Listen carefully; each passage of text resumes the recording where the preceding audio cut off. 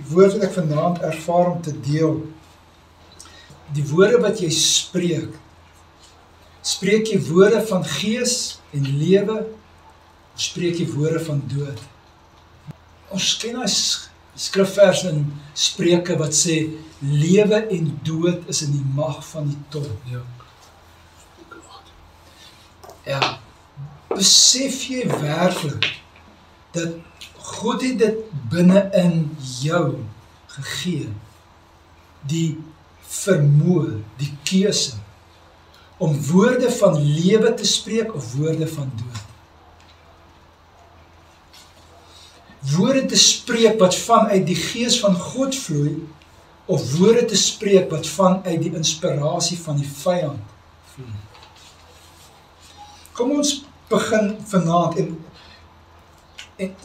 kyk hierna en kom ons vat dit en sê, Here, U vat ons hoor, U maak vir ons dinge oop, dat ons kan verstaan hoe dinge werk, dat ons kan onderskei, dat ons nugter en waaksaam kan wees, soos wat U woord sê, wees nugter en waaksaam, want julle teestander, die vyand, loop rond soos 'n brullende leeu, en hy soek wie hy kan verslaan. Dat jy sê, Here, ek kies, ja, ek wil amper dit so sê, Here, ek kies die vrees van die Here. Ek kies om deur die Here getuigtig te word. Ek kies om deur die Here geleer te word. Ek kies dat die woord van die Here vir my 'n lig vir my pad en vir my voet is. Here, kom leer my. Ek wil verstaan hoe dinge werk.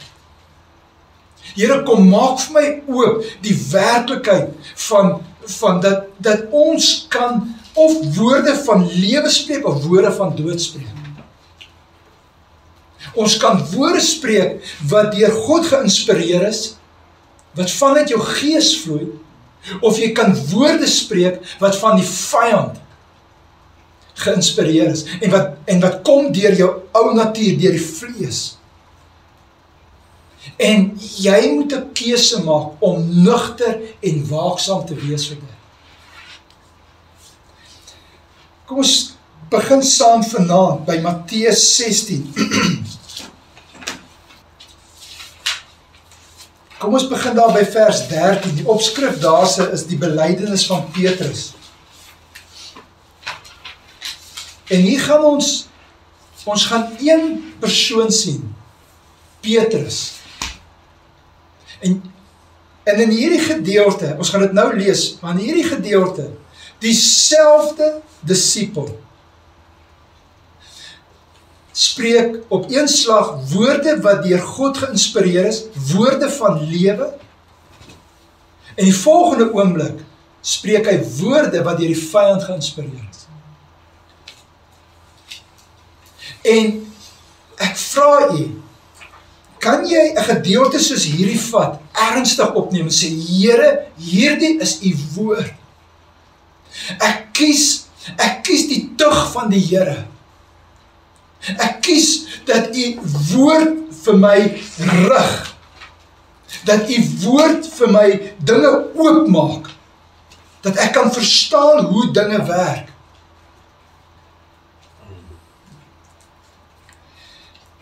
Vers 13. En toe Jesus in die streke van Caesarea Philippi kom, vra hy sy disippels en sê, wie sê die mense dat ek die seun van die mens is? En hulle antwoord, sommige Johannes die Doper, sommige Elia, en ander Jeremia of een van die profete. Hy sê vir hulle, maar julle, wie sê julle is ek? En Simon Petrus antwoord en sê, u is die Christus, die seun van die lewende God. Vir 'n oomblik kan jy net, jy ken hierdie gedeelte, jy weet wat volg, kan jy net besef, op daardie oomblik spreek Petrus woorde wat vanuit die troonkamer vloei na hom toe.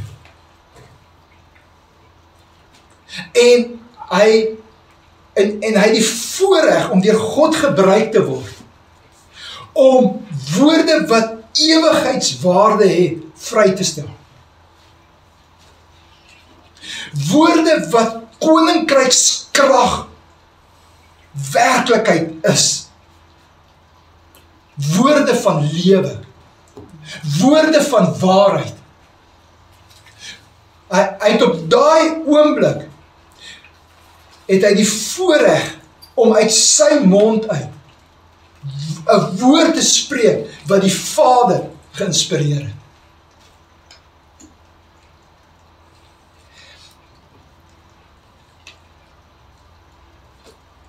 U is die Christus, die Seun van die lewende God. Toe antwoord Jesus en sê vir hom, salig is jy, Simon Bar-Jona, want vlees en bloed het dit nie aan jou geopenbaar nie, maar my Vader wat in die hemele is. Wow. Hier is 'n disipel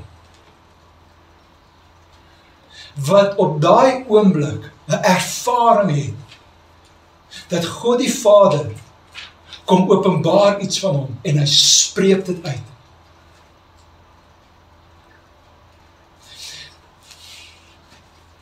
Het nodig om in die hart hierdie ding vas te vat en sê, Here, ek hunker daarna om daai man, daai vrou te wees, soos Petrus. Om te besef dat as ek my nie, ons het vroeër vanaand gesê, posisioneer jouself reg voor die Here. Kan jy besef, hier was 'n gewone, hy was 'n visserman, 'n robbe visserman. En die Vader kom vir hom 'n woord gee. Hoeveel te meer jy, wat jou geloof in die volkome werk van Jesus aan die kruis geplaas het, en in sy opstaan, en wedergebore is, het gevul is met die Heilige Gees. Hoeveel te meer kan jy jouself plaas voor die Here, en voor hom wandel, met 'n verwagting. Here, U kan, hier is ek, Here, gebruik my soos U wil. Here, ek hunker, woorde van lewe, woorde wat geïnspireer is deur die Heilige Gees. Here, ek wil myself sien as die man of die vrou wat voor U wandel. Ek is die man, die vrou wat gewas is in die bloed van die lam. Ek is wedergebore. Ek is gevul met die Heilige Gees. En as U vir Petrus kon gebruik het, Here, kan U vir my gebruik. Kan jy jouself sien as 'n man of 'n vrou wat deur die Vader gebruik word om woorde van lewe, woorde van waarheid te spreek. Woorde in lyn met sy woord. Halleluja.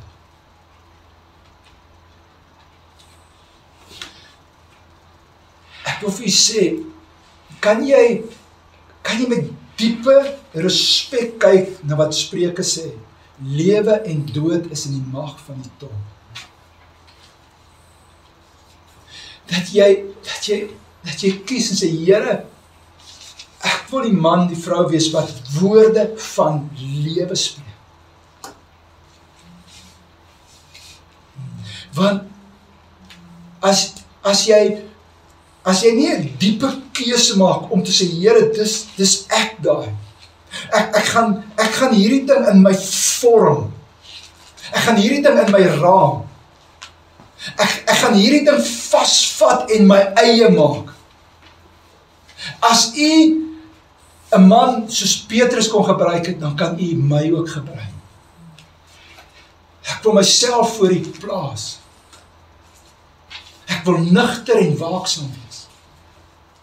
Want as ons nou verder lees, ek wil vir u sê, as jy nie 'n keuse maak om te besef dat dit word voor jou geplaas, lewe en dood is in die mag van die tong. So So, wat spreek jy? Maar nou, in die konteks van wat ek vanaand wil deel is, wat is jou hankering in jou hart? Wat is jou voorneme? Wat is die intensie van jou hart? Wat neem jy jouself voor? Wat het jy in jou hart gevorm? Here, ek wil woorde van lewe spreek. Dus wil ek wil waaksaam in die konteks van Matteus 16 en wat ons hier sien, die werklikheid wat met een man gebeur het, ek wil nugter en waaksaam wees. Here, ek wil by 'n punt kom waar ek verstaan hoe dinge werk. Ek wil besef,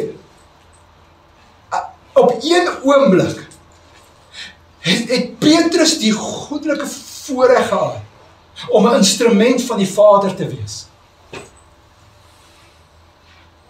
En ek wil by dit voeg, hoeveel te meer jy wat wedergebore is, bloedgewas, vol van die Heilige Gees, vol van sy woord.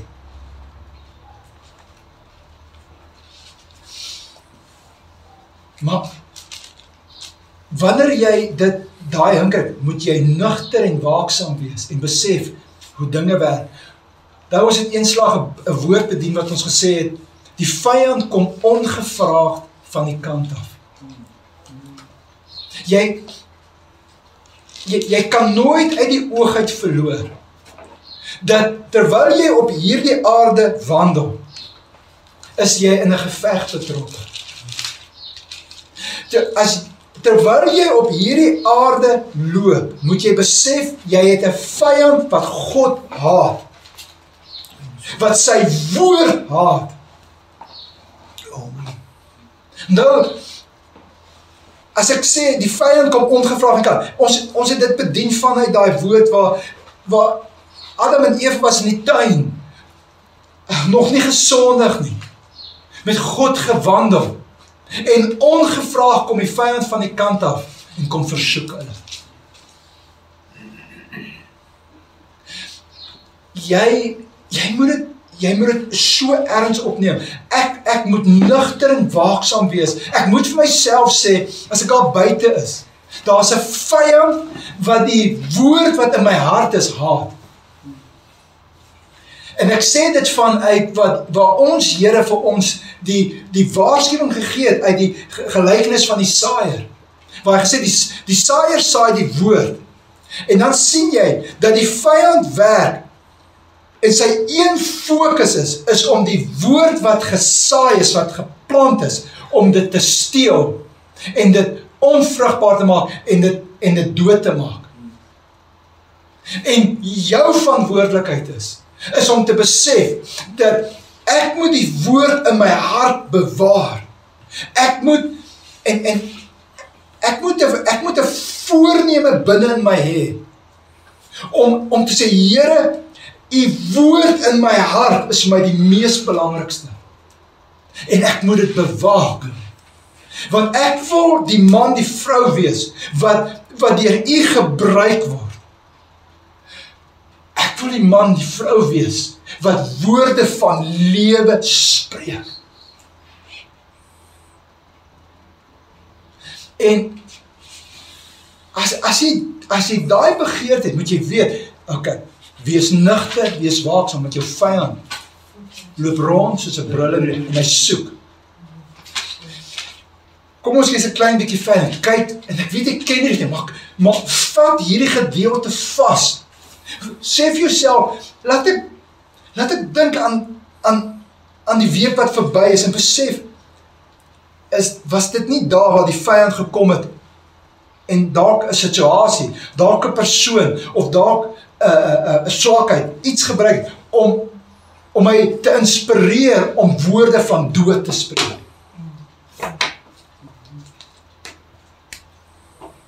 En ek moet nugter en waaksaam wees. Ek moet vir jou sê, Here, dankie. Ek sien U woord. Ek sien die waarheid van die woord.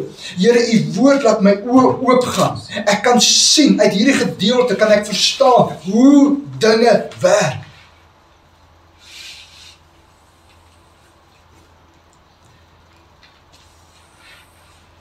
Ek begin weer van vers 7. Toe antwoord Jesus en sê vir hom, salig is jy Simon Barjona, want vlees en bloed het dit nie aan jou geopenbaar nie, maar my Vader wat in die hemel is.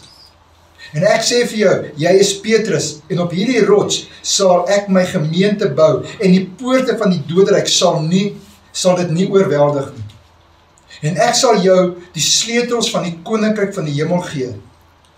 En wat jy ook op die aarde mag bind, sal in die hemel gebonde wees. En wat jy ook op die aarde mag ontbind, sal in die hemel ontbonde wees. Wow.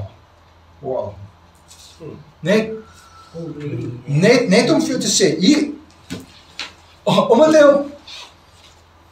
hier gebruik die Vader hom, gee hom die voorreg om woorde van lewe te spreek.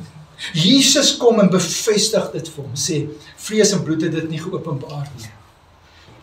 Kan jy vir jouself 'n oomblik plaas dat dit jy is? Kan jy dit beleef en ervaar?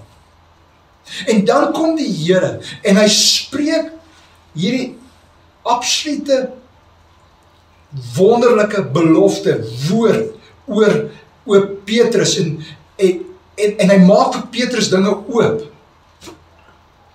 En ek moet eerlik vir jou wees, ek dink dalk op daai oomblik het Petrus nie die volheid besef wat die Here oor hom daar gespreek het nie.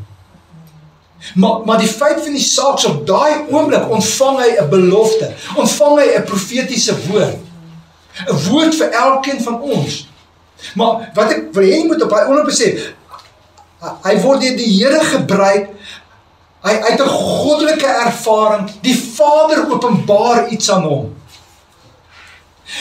Hy hoor hoe Jesus vir hom sê, Petrus, wow, vlees en bloed het dit nie vir jou openbaar, my Vader het dit vir jou openbaar. Wat 'n goddelike ervaring. Dan kom, dit stop net daar, dan gaan dit 'n bietjie verder, en die Here spreek oor hom 'n woord.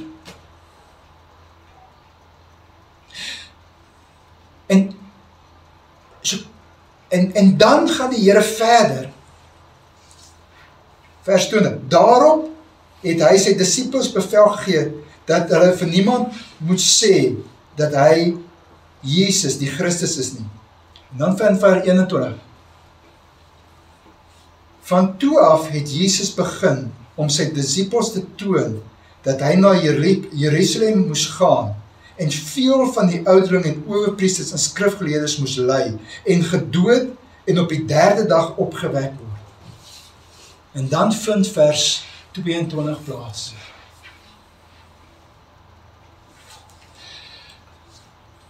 En wat ek ervaar, wat ek wil hê jy moet raak sien is, begin verstaan hoe dinge werk. Wees nugter en waaksaam. Hier is 'n disipel wat 'n goddelike ervaring het. En die volgende oomblik is hy in die vlees. En die volgende oomblik word hy deur die vyand gebruik. Hoe nugter en hoe waaksaam is jy vir hierdie werklikheid? Besef jy hoe dinge werk? Want jy moet, ek wil jy bemoedig, gaan op die eie tyd, gaan kyk weer en weer tot hierdie ding vir jou oopgaan. Hier is 'n kosbare ervaring wat 'n disipel het. Net so het jy baie keer in jou binnekamer 'n kosbare ervaring, of in 'n diens, of in 'n gebedssessie. En wat ek vir jou wil sê is, jy moet besef, wanneer jy 'n kosbare ervaring van die Here af het, vrywaar jy dit jou nie van die vyand wat ongevraagd van die kant af kom. Yes. En as jy nie nugter en waaksaam is nie, hoe wakker is jy oor jou eie hart, jou eie vlees? Hoe wakker is jy vir die vyand wat rondloop soos 'n brullende leeu en soek wie hy kan verslaan? Hoe belangrik is dit werklik vir jou om woorde van lewe te spreek en nie woorde van dood nie?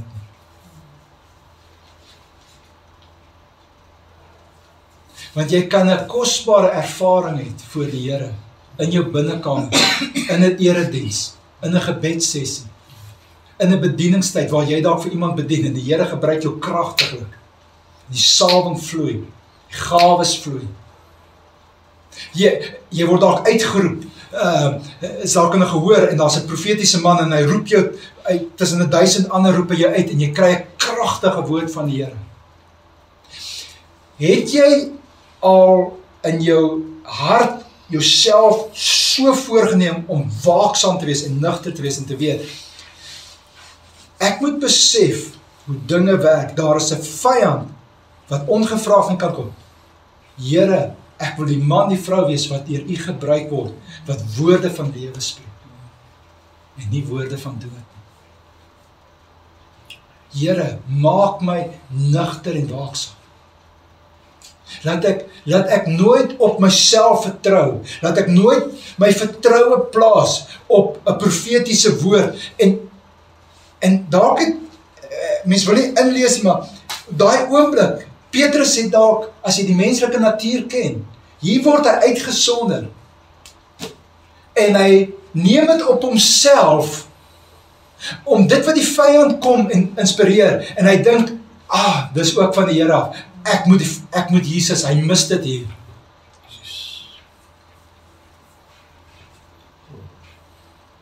Baie keer is pastore se grootste probleem, is lidmate wat 'n kosbare woord ontvang het en dan op hulle self neem om die pastoor tereg te wys. En ek sê dit, dat dit op die boodskap kan wees, dat jy moet nugter en waaksaam wees. Ons as leiers, jy moet kan waaksaam wees as iemand uit lyne tree, dat jy dit in liefde kan regstel. Want hierdie gedeelte, ons gaan nou verder is, en u ken hierdie gedeelte, die Here het dit nie net gelos nie, wat nou die volgende gaan gebeur. Maar die waarskuwing is vir elkeen van ons. Net omdat jy 'n profetiese woord ontvang het, net omdat jy 'n goddelike ervaring gehad het, beteken nie net jy kan nou vrye teels gaan en maak wat jy wil nie. Want die vlees gaan wel homself wil verhef. En as jy nie nugter en waaksaam is nie, gaan daar woorde van dood oor jou lippe kom. Toe, vers 22, toe neem Petrus hom op sy en begin hom bestraf en sê, mag God dit verhoed, Here, dit sal u nooit oorkom nie. Maar hy het omgedraai en vir Petrus gesê, let wel, hy het vir Petrus gesê, en kyk hoe vorm die Here sy woorde. Gaan weg agter my, Satan. Jy is vir my 'n struikelblok, omdat jy nie die dinge van God bedink nie, maar die dinge van die mens.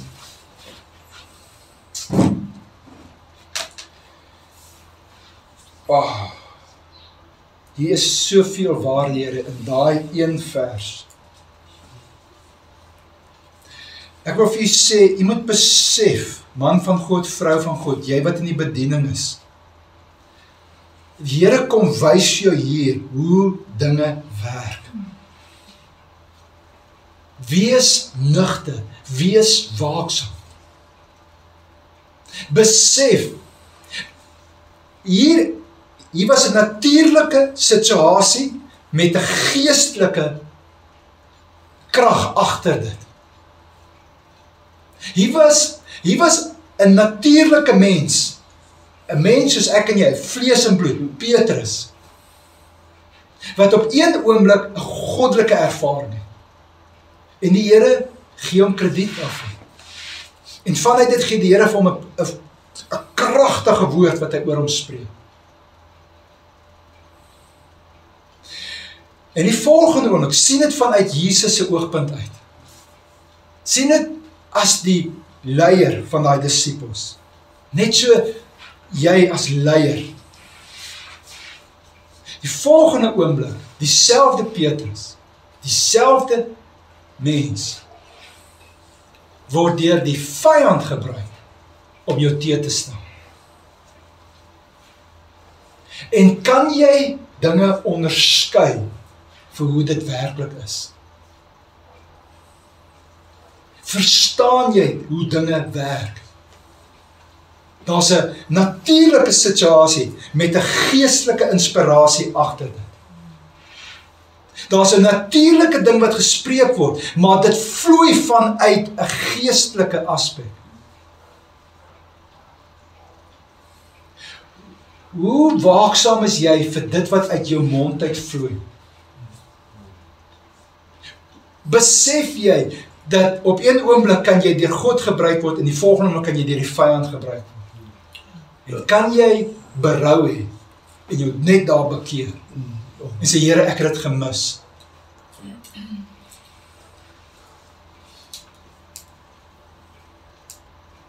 Kan jy dit onderskei as dit iemand is wat jy sopas 'n kragtige woord gee en die volgende oomblik staan na jou teë? En besef dat hoe dinge werklik werk, wat het op daai oomblik gebeur? En kan jy in liefde dit hanteer? En verstaan wat moet werklik aangespreek word?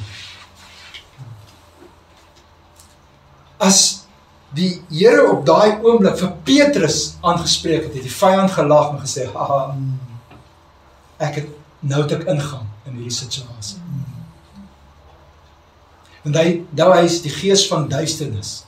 Hy wil nie geopenbaar word nie. En waar hy nie geopenbaar word nie, daar werk hy. Want die woord sê, bring dit aan die lig. So hy wil nie aan die lig gebring word nie. So jy moet kan onderskei. Hierdie situasie, hierdie natuurlike ding wat gebeur het. Wat is agter dit? As dit van die Vader is, eer dit. Dis van God, onderskei. As dit van die vyand is, weerstaan. En bestraf. Soos die woord sê, bestraf die werke van die duisternis. En vanuit 'n persoonlike aspek, plaas jouself in Petrus se voete en besef, Here, ek gaan ervaring sê waar U my gaan gebruik. Ek gaan ervaring sê waar U krag deur my gaan vloei. Ek gaan ervaring sê waar daar kragtige woord oor my gespreek gaan word. Maar Here, ek wil nugter en waaksaam wees. Want ek weet daar's 'n vyand wat sy een doel is om die woord wat oor my gespreek is, die woord wat in my hart is, om dit te steel. Om waar ek deur die gees van God gebruik is, waar hy begeer om my te inspireer sodat hy my kan gebruik.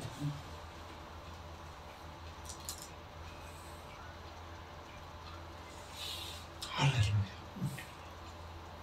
Hoe nugter en waaksaam is jy? Het jy al in jou hart dit so duidelik voorgeneem dat ek wil woorde van lewe spreek? Ek wil woorde spreek wat deur my Vader geïnspireer is. Ek wil deur God gebruik word. Maar saam met dit moet jy 'n voorneme hê om die vyand te weerstaan, om nugter en waaksaam te wees. Halleluja. Kyk saam met my na Filippense 3 gaan. Net om vir jou te wys, dit was Matteus 16. Kyk, Filippense 3, vers 18.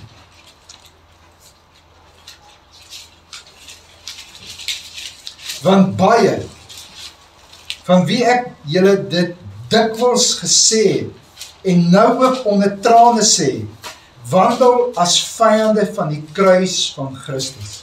Net gaan dit sê. My eie oortuiging is, Paulus praat nie hier van ouens wat buite die kerk is nie. Maar ondersoek het jouself.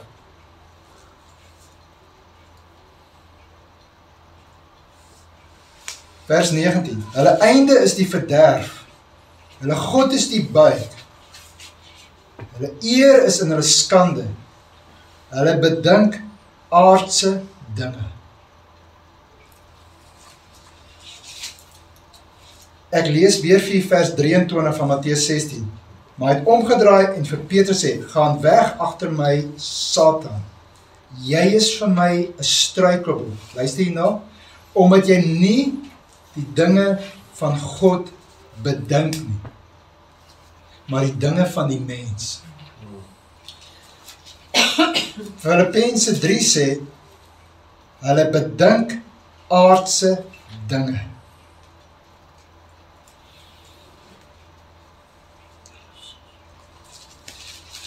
Aardse dinge, en in Matteus 16 het die Here die Satan bestraf in Petrus. Hy sê, jy dink die dinge van mense, aardse dinge. Maar duidelik uit Matteus 16, dat agter daai denke, was die vyand, wat Petrus geïnspireer het.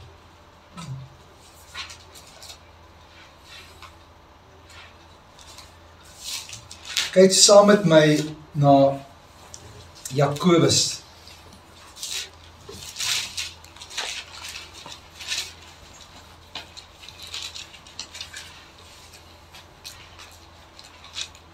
Vanaf vers 13. Wie is wys, Jakobus 3 vers 13. Jakobus 3 vers 13. Wie is wys en verstandig onder julle? Laat hom uit sy goeie lewenswandel, sy werke in sagmoedige wysheid toon. Wow. Maar as julle bittere afguns en selfsug in julle hart het, moenie roem en lieg teen die waarheid nie. Dit is nie wysheid wat van bo kom nie. Net stop dit gou vir 'n oomblik. Dink aan Petrus se ervaring in Matteus 16. Hy spreek 'n woord, hy spreek 'n goddelike woord. Jesus sê vir hom, Petrus, vlees en bloed het dit vir jou geopenbaar. My Vader in die hemel.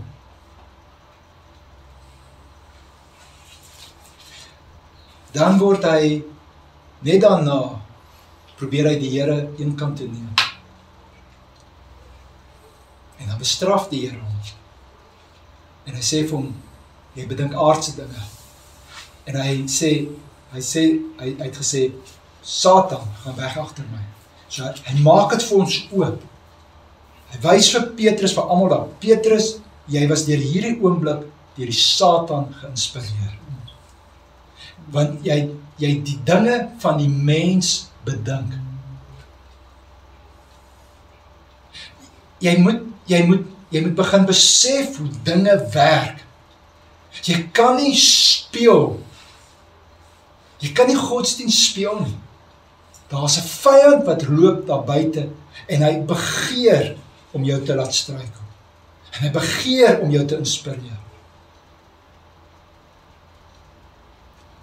Wat het jy in jou hart gevorm? Nou wat ons vir gelees, daai woord in Genesis 5, vers 6, waar die Here sê, die King James sê, the imaginations of the thoughts of their heart is continual evil. The imagination, die New King James het gesê, the intent, die versinsel van sy hart, sê die Afrikaans. Dit wat hy in sy hart gevorm, daai woordjie jatse, daar is soos wie gesê, daai woord beteken iets wat gevorm is. Iets wat, wil ek amper sê in die konteks hier, iets wat die vyand geïnspireer het by hulle, en gevorm het, en dit het 'n beeld binne hulle geword. dit is iets wat hulle binnekant hulle swanger geword het mee.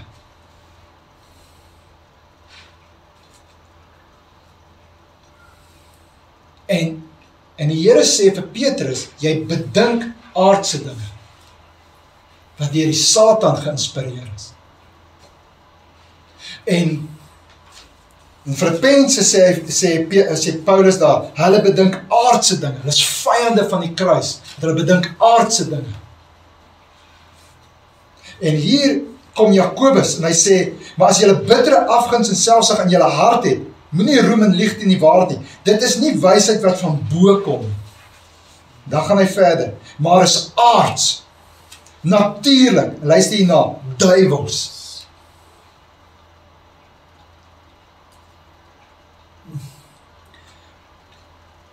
Wat bedink jy? Wat is jou vaste voorneem? Wat het jy in jou hart voorgeneem? Wat het jy gevorm? Wat is die raamwerk? Wat is die staalstruktuur in jou gedagtes? Hoe erns het jy dit opgeneem? Dat die woord sê, ek kan woorde van lewe spreek, of ek kan woorde van dood spreek. Dit is, al twee daai is binne die mag van my tong.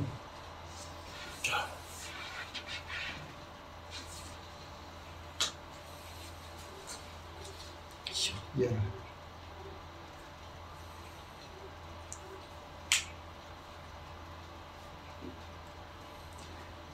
Want waar afguns en selfsug is, dis vers 16 van Jakobus 3. Want waar afguns en selfsug is, daar is wanorde en allerhande gemene dade. Maar die wysheid van bo is ten eerste rein, dan vredelievend, vriendelik, geseglik, vol barmhartigheid en goeie vrugte, onpartydig, ongeveins. Die vrug van die geregtigheid word gesaai in vrede vir die wat vrede maak. Ja, daar is so baie om oor dit te sê. Ek wil vir jy sê is, as jy hierdie gedeelte lees, hierdie Jakobus 3, en jy maak erns met dit, en jy besef, dan moet jy by 'n plek om jouself sê, Here, wat het ek oor 'n tyd lank gevorm binne in my? Wat is die raamwerk, wat is die staalstruktuur, wat ek gebou het in my gedagtewêreld? In die woorde van 2 Korintiërs 10, wat is die vesting wat ek gebou het? Of het ek die vyand toegelaat oor 'n tyd deur wat ek bedink, aards, duiwels, om dinge te bedink wat 'n vesting word, wat 'n vaste raamwerk word, wat 'n sekere ingesteldheid word.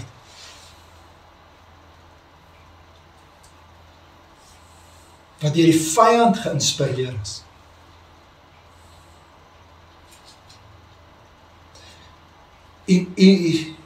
U moet erns maak met hierdie wete. Ek kan of woorde van lewe spreek, of woorde van dood. Maar dit vloei vanuit dit wat ek bedink.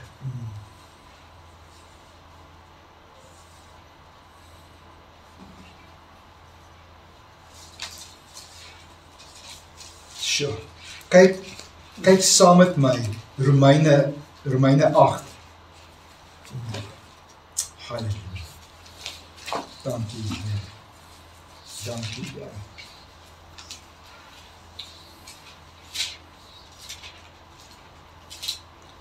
Romeine 8 vers 5 sê die volgende. Want die wat vleeslik is, bedink vleeslike dinge. Daar stop die bus. Dit wat jy bedink, bepaal jou geestelike lewe. So baie mense, ek wil geestelik word, ek wil geestelik word. Vra jouself af, wat het jy jouself voorgeneem om te bedink? Sure. Wat is in die woorde van die New King James van Genesis 5 vers 6, what is the intent of the thoughts of your heart continually? Hoor dit. The intent of the thoughts of your heart continually. What is the imagination of the thoughts of your heart continually? Wat is jou vaste voorneme? Wat bedink jy? Wat is die intensie van in jou hart, wat jy jouself voorneem? Dis wat ek gaan bedink.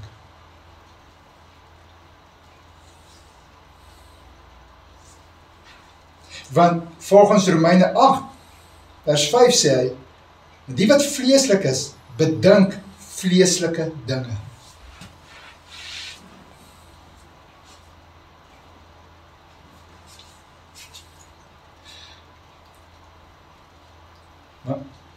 Ek kan nie waag om my tweede gedeelte nou te lees, maar ek wil net vir jy dit sê. Jy moet besef, die vyand weet hoe dinge werk. Hy weet as hy jou kan inspireer om iets te bedink aanhoudend, dan begin dit iets te vorm. Hy weet dat as hy jou kan kry om iets te bedink aanhoudend, gaan jy swanger word. So die Engels sê, you're gonna conceive it. Jy gaan dit vorm binne in jou. Jy gaan dit vorm. En as jy dit gevorm het binne in jou, gaan jy geboorte gee daaraan. Gaan dit die vesting word binne in jou, van waaruit hy alles beheer.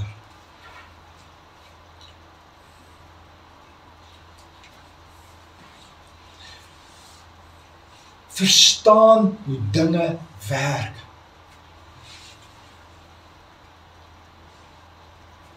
En net vir jou dit sê, die vyand, wanneer hy daar eerst die saadjie plant, hy openbaar nie vir jou daar, op daai oomblik, wat die nagevolge van daai gedagte is nie, van daai denkwyse is nie.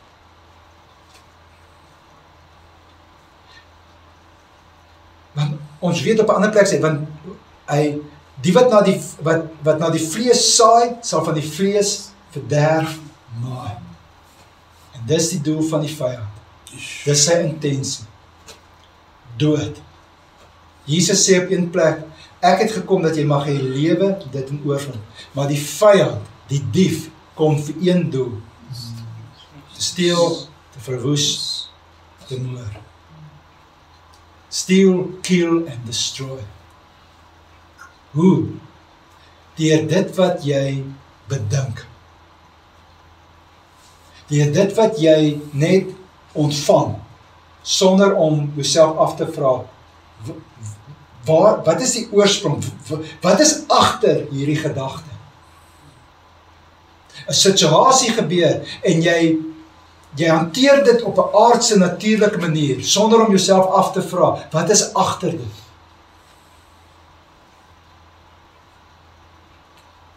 En die vyand weet, dat as jy dit so benader, gaan jy natuurlik dink, jy gaan aards dink. Jy gaan vleeslik dink. Jy gaan die dinge van die mens bedink.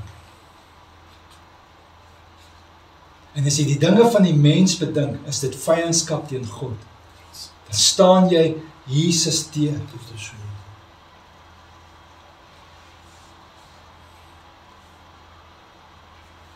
Maar hierdie woord in Romeine 8 het 'n kosbare tweede gedeelte. Eerste gedeelte sê, wat die vlees bedink, maar die wat vleeslik is, bedink vleeslike dinge. Maar die wat geestelik is, geestelike dinge. So die vorige keer afgeëindig met daai kosbare woord wat Paulus in 1 Korintiërs 2 skryf, waar hy sê, maar ons ons het die sin van Christus. Engels sê, we have the mind of Christ. We have it. Here, ek prys U. Ek sien myself soos wat U my sien. Ek kies om te glo dat U het in my 'n kosbare werk doen. Ek kies om te glo dat ek het die sin van Christus, die gedagtes van Christus. Ek kies om te glo dat deur die krag van God, deur dit wat hy in my gedoen, my vertroue is in sy volkome werk aan die kruis. Dat deurdat ek in hom is, kan ek sê, Here, ek is geestelik en daarom bedink ek geestelike dinge. En jy rig jou gedagtes op die dinge wat daarbo is. Jy doen wat Kolossense sê, ek soek die dinge wat daarbo is, nie wat op die aarde is nie.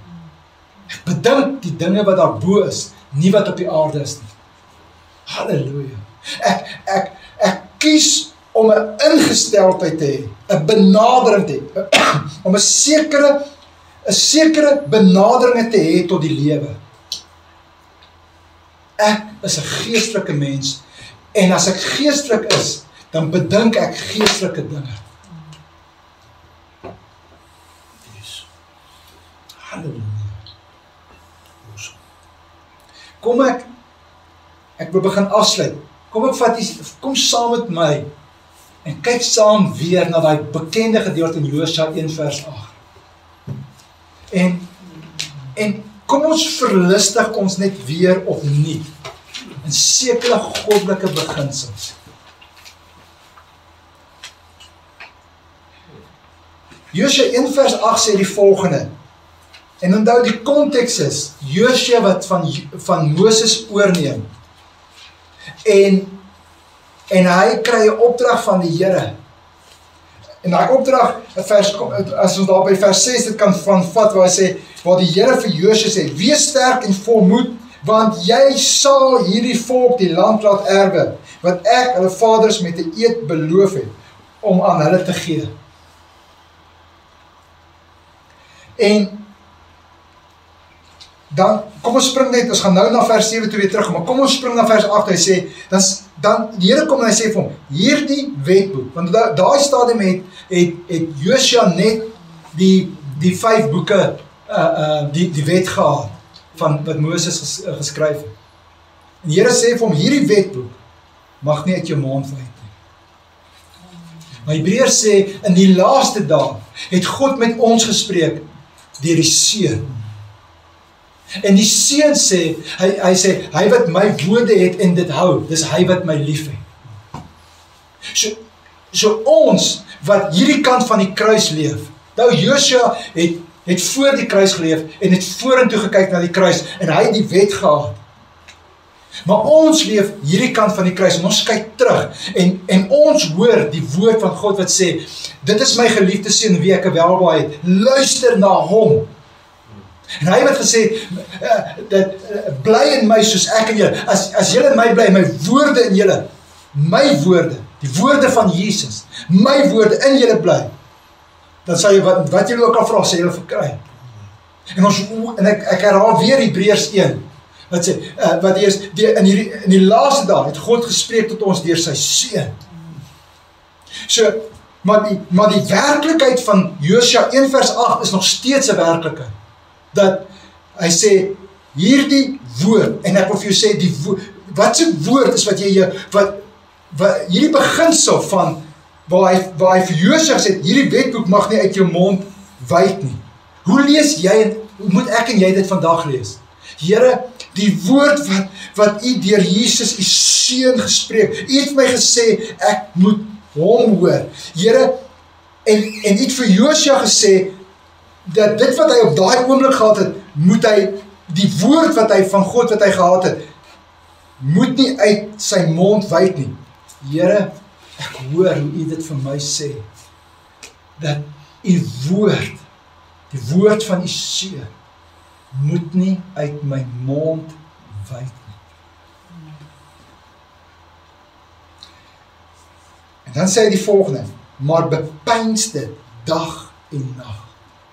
En kan jy hoor hoe Paulus skryf in Romeine 8, waar hy sê, die wat vleeslik is, bedink vleeslike dinge. Maar die wat geestelik is, geestelike dinge.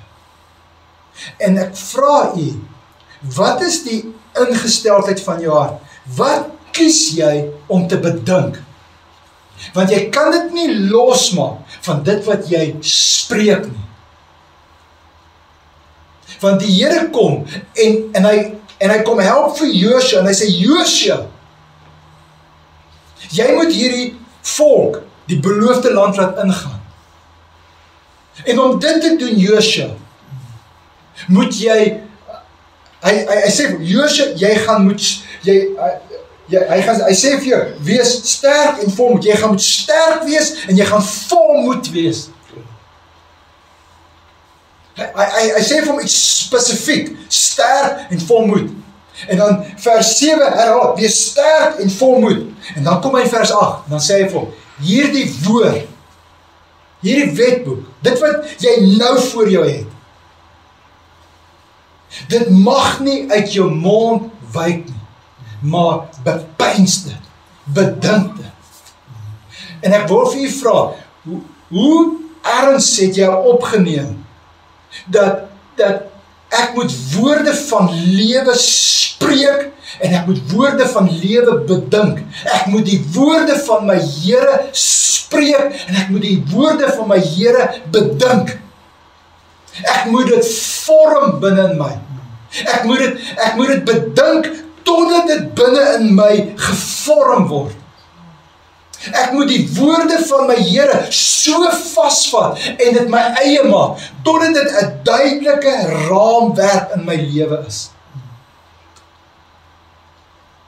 Totdat dit die intensie van my hart word.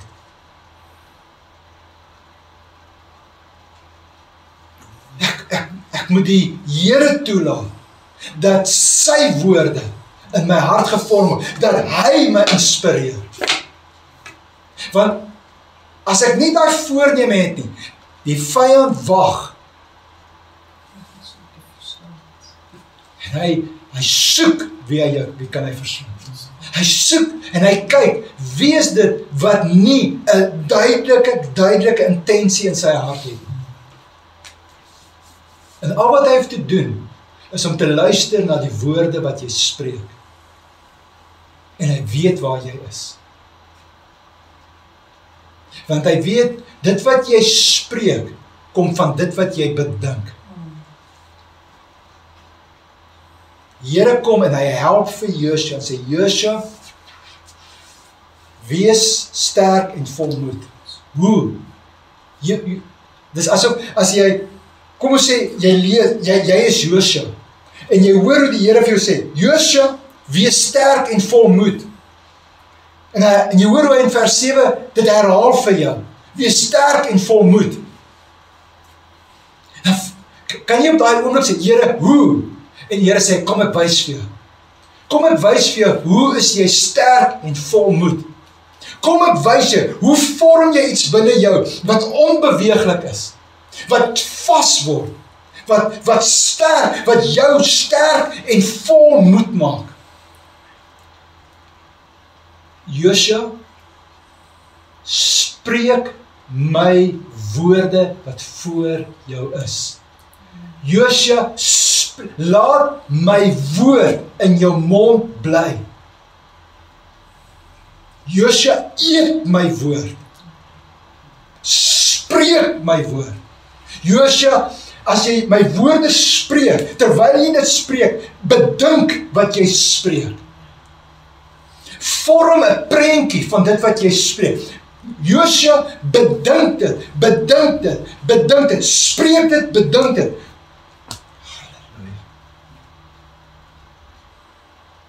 En hou aan, totdat jy nougeset daarvolgens handel. Hou aan, woord spreek, en hou aan om dit te bedink, totdat dit so in jou gevorm is, dat dit deel van jou word, en jy nougeset handel volgens dit wat jy gespreek het en bedink het. As jy op jou eie tyd net 'n studie gemaak van vers 6, vers 7 en vers 8 en ek wil amper vir jou sê, gaan skryf vers 6, vers 7, vers 8 neer. En amper sê, aan die een, en jy skryf, wees sterk en volmoed, hierdie wetboek mag uit jou mond nie wyk nie, maar bepeins dit daarna. En as jy dit amper saamstel, dan kyk jy na die volgende, hy sê, vers 7, om nougeset te handel volgens die hele wet. Dan kyk jy vers 8 wat sê, sodat jy nougeset kan handel volgens alles wat daarin geskrywe staan. En kyk daarna en sien, in vers 7 sê hy, gee die Here vir Josua 'n duidelike opdrag. Wees sterk en volmoed om nougeset te handel. Sterk en volmoed om nougeset te handel.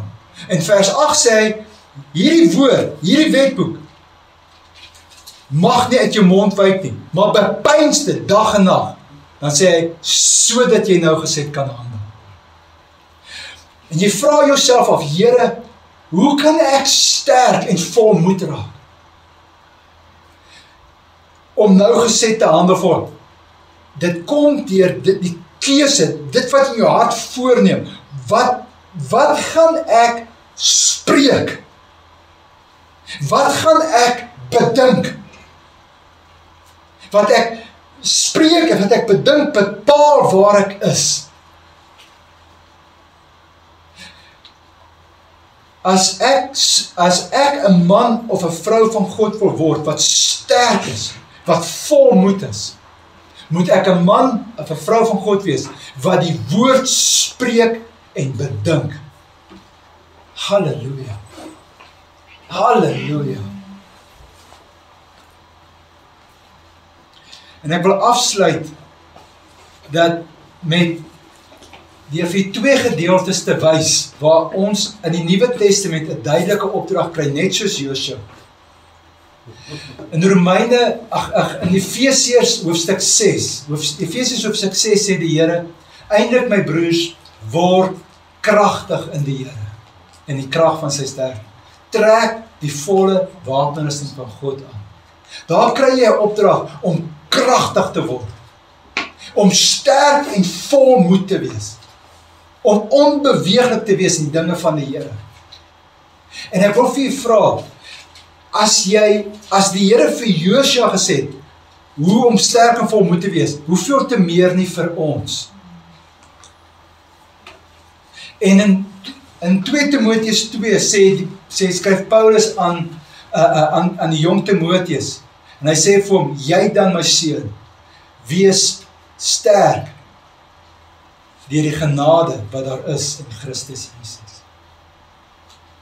En ek wil vir u sê, as jy sterk wil wees, as jy wil doen dit wat Paulus vir ons sê in Efesiërs 6, eindelik my broers word kragtig in die Here, die krag sterk. Hoe? En jy sê vir die Here, hoe? Miskien moet jy net weer diep gaan kyk na wat die opdrag wat die Here vir Josua gegee het. Hoe? Wees sterk en volmoed. Josua, die woord wat ek vir jou gegee het, laat dit in jou mond wees. Laat dit nie uit jou mond wyk nie. Eet my woord, spreek my woord en bedink my woord, totdat dit binnekant jou gevorm word. Totdat jy kan sê, ek is swanger met hierdie woord. Word 'n geestelike mens, wat geestelike dinge bedink. Word kragtig aan die Here, en die krag van sy sterkte, en trek die volle wapenrusting van God aan. Hoe? Deur dit wat jy spreek, en dit wat jy bedink.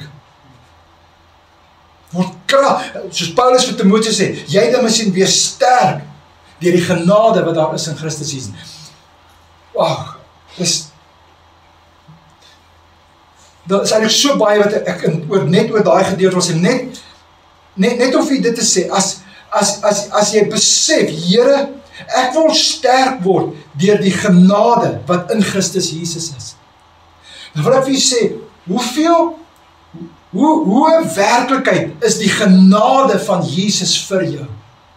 Hoe baie spreek jy sy genade? Hoe baie eet jy sy genade? Hoe baie bedink jy sy genade? Ek bedoel, ons het, dis nou so pas 'n Paasnaweek gewees. En ons het die Here geloof en geprys dat hy vir ons aan die kruis gesterf het. En ons het ons verlustig daarin dat hy opgewek is deur die Vader. En ons het dit geëer en besef jy, dis dit, dat hy aan die kruis vir ons gesterf het, dat hy opgewek is deur die Vader, dat hy sit aan die regterhand van die Vader. Dit is die groot goddelike genadewerk wat hy kom werk het, vir jou en vir my. En hoeveel van dit spreek jy? En hoeveel van dit bedink jy? Totdat dit so 'n duidelike beeld binne in jou word, dat dit die intensie van jou hart word. Halleluja. Halleluja. Ek wil jy bemoedig. Sê vir die Here, dankie. Deur u genade, deur u woord, kan ek begin verstaan hoe dinge werk in die gees. Ek kan dit verstaan. En ek eer u daarvoor. Here, dankie, want soos wat Paulus gebid het, Here, gee aan ons die gees van wysheid en openbaring en kennis van u, verligte oë van ons verstand. Here, dankie, ek is 'n wedergebore kind van God, en ek hoef nie met oë wat verblind is rond te loop nie. Ek kan verstaan hoe dinge werk. Here, u het vir my gesê, ek het u sin, die sin van Christus. I have the mind of Christ. Ek kan verstaan hoe dinge werk. Ek kan nugter en waaksaam, ek kan weet dat die vyand begeer om van die kant af te kom en om woorde by my te plant, om my te inspireer, sodat ek aards dink, dat ek dink soos wat mense dink.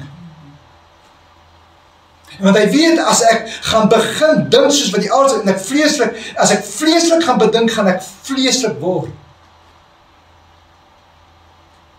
Maar as ek nugter en waaksaam is, en ek sê vir die Here, dankie vir wat u vir Josua kom wys het. Hoe word 'n mens sterk en volmoed? Hoe word mens kragtig in die Here, in die krag van sy sterk? Here, dat ek kan woorde van lewe spreek, u woorde. Ek kan u woord in my mond hou en bedink en dit vorm binne, en ek is doelbewus, ek het 'n intensie dat ek wil dit bedink totdat dit binnekant my gevorm het, want ek wil dit doen. Ek wil die man wees wat my huis op 'n rots bou, wat die woorde van die Here hoor en dit doen.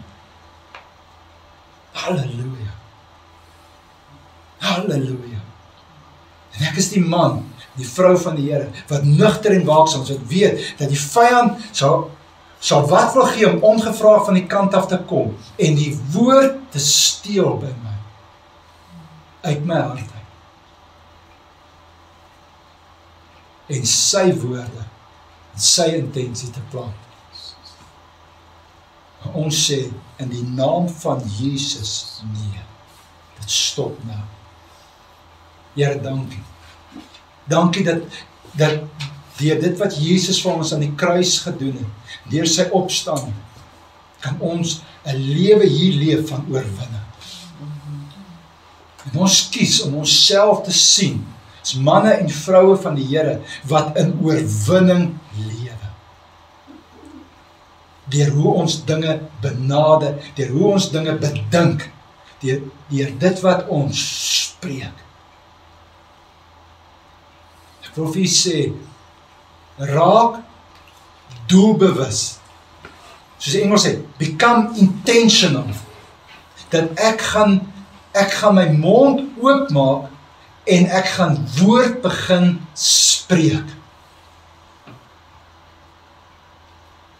Ek gaan beloftes vat, ek gaan dit my eie maak en ek gaan dit spreek. En dan gaan ek Ek gaan doelbewus raak, ek gaan in Engels sê intentional raak, dat wanneer ek 'n ding spreek, gaan ek dit bedink, ek gaan doelbewus, dit wat ek spreek, gaan ek vorm binnekant my. En dit begin wanneer jy die Bybel oopmaak en die woord lees, dat jy lees 'n gedeelte en jy stop en doelbewus vorm jy 'n beeld binnekant jou hart van dit wat jy sopas gelees het. Jy lees 'n gedeelte en jy bou dit binnekant jou, doelbewus. En jy vorm dit binne in jou hart. En jy vorm dit want jy weet ek wil dit spreek. Halleluja. Wil hierdie laaste woord net spreek vir ons. Johannes 6 vers 63. Dit is die gees wat lewend maak. Die vlees is van geen nut nie. Die woorde wat ek tot julle spreek is gees en is lewe. Die woorde wat ek tot julle spreek is gees en is lewe. En hy is ons Here. Hy alleen is die woord wat vlees geword het. Ons Here is God wat mens geword het. En onder ons kom woon. En hy het gekom om vir ons om oor ons te kom spreek, woorde van lewe, woorde van gees en woorde van lewe. En u en ek het die voorreg om sy woorde te vat en ons eie te maak. Sy woord te bedink. Sy woord, dat ons sê, Here, u woord is vir my, u woorde is vir my so kosbaar. Ek wil dit hoor en ek wil u woorde wat gees en lewe is, wil ek begin spreek. En kan jy jouself voorneem om 'n beeld binnekant jou te bou, dat jy jouself begin sien as iemand wat sy woorde in jou mond vat en dit begin spreek. En dat jy binnekant jou 'n duidelike beeld vorm, dat as ek sy woorde wat gees en lewe is, begin spreek, en dit my eie maak, dan word sy woorde in my mond gees en lewe. Woo! Yes, Lord. Yes. En as jy sy woord in jou mond neem en dit eet en dit bedink en dit binnekant jou vorm en dit vanuit daai duidelike beeld binnekant jou spreek, dan gaan jy by die punt kom soos wat die Here gesê het in Markus. As iemand vir hierdie berg sê, hef jou op, werp in die see, en in sy hart nie twyfel nie, maar glo dit wat hy sê sal gebeur, sal hy verkry net wat hy sê. Sien, daar sê, as dit wat jy in jou hart sien, en jy spreek dit, dan verkry jy net dit wat jy sê. Jou hart, en dit wat jy binnekant jou hart sien, moet in eenheid wees met dit wat jy spreek.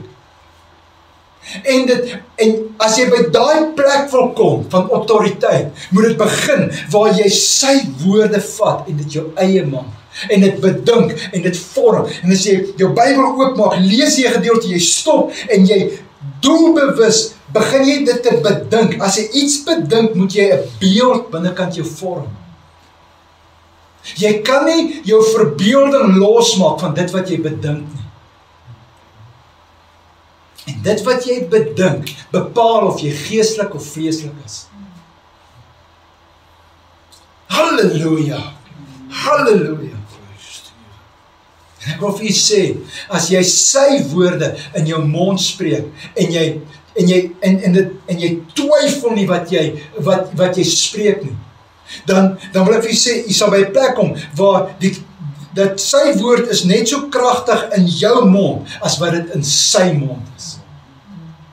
Ek het 'n kosbare ding gehoor van Reinhard Bonke, waar die Here eenslag, en ek eindig met dit af, en hy, jonk in sy bediening, en hy's besig om op 'n groot verhoog te bedien, en die Here sê vir hom, my word in your mouth is just as powerful as my word in my mouth. En hy sê, nee Here, ek kan dit nie spreek nie. Ek kan nie dit sê nie. Dit grens aan blasphemy, you Lord. Ek kan sê dit. En die Here spreek dit weer. En maak dit vir hom oop. So glo ek vanaand vir u dit oopgemaak het. En die Here sê vir hom weer, my word in your mouth is just as powerful as my word in my mouth. Halleluja. En die Here sê vir hom, as ek het reg onthou, sê vir hom, Here, roep almal wat blind is, laat hulle opstaan. En as ek het reg onthou, ek staan onder korreksie, almal wat van geboorte af blind is. Ek dink is iets in daai raad, ek staan onder korreksie. Ek wil nie die getuienis groter maak of kleiner maak as wat dit is nie. Maar in een ry staan daar toe 'n paar mense op wat almal blind was. En hy bid vir hulle en hulle word net daar genees. En hulle oë gaan oop. En herlewing breek uit in daai hele gehoor. En God word verheerlik. Kan jy by 'n plek kom waar jy jouself voorneem om sy woord in jou mond te neem en dit te spreek en te bedink, sy woorde, en te besef, sy woord sal nie ledig terugkeer na hom nie. En dit gaan nie dat jy jouself probeer verhef dat jy iets is nie. Nee, dis jy wat dieselfde opdrag wat die Here vir Josua gegee het, jou eie maak. En sy woord in jou mond neem en bedink, totdat dit so gevorm is binne jou, dat jy nou gesed handel daarvolgens. Halleluja. En as sy woorde gees en lewe is, en jy spreek dit, gaan jy 'n geestelike mens wees, soos wat Romeine 8 sê. Die wat vleeslik is, bedink vleeslike dinge, maar die wat geestelik is, bedink geestelike dinge. Kom ons kom by 'n plek waar ons sy woord vat en ons eie maak en dit bedink, totdat so binnekant ons deel word, dat dit ons hele wandel word. Halleluja, in Jesus naam. Amen.